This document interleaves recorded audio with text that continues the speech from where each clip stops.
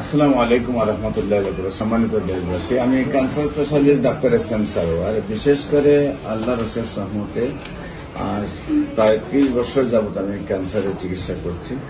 আর আল্লাহ রসের রহমতে প্রতিদিনই এখন সারাদিনে 2-250 রোগী দেখতে হয় আমাকে। আর বিশেষ করে প্রথম অবস্থায় যেটা আমি বলবো যে সারা ওয়ার্ল্ডের ডাক্তারই তো বলেন ক্যান্সার হলে আনসার নেই, ক্যান্সার হলে আমরা সাময়িকভাবে চিকিৎসা দিয়ে থাকি, একসময় ক্যান্সারের মৃত্যু হয়, এটাই মেনে নিতে হয়।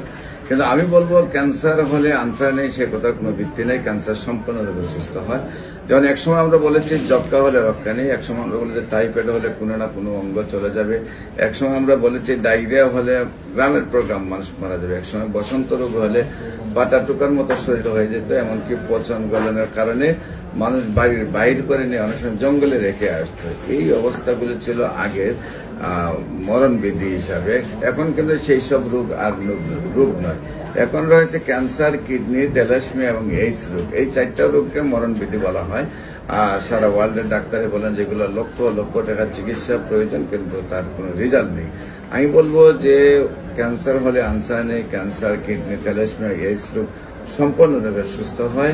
এবং আপনারা ক্যান্সার গবেষক ডাক্তার এস.এম. সারোয়ার দেখলেই ইউটিউব, ফেসবুক, গুগলের 4,500-এর ঊর্ধ্বে রোগীর সাক্ষাৎকার পাবেন যারা সুন্দরভাবে সুস্থ হয়েছেন। এমন রোগী আছে যে 4-5 বার গলা থেকে পেনিস পর্যন্ত অপারেশন হয়েছে, তারপরেও সুস্থ হয়েছে।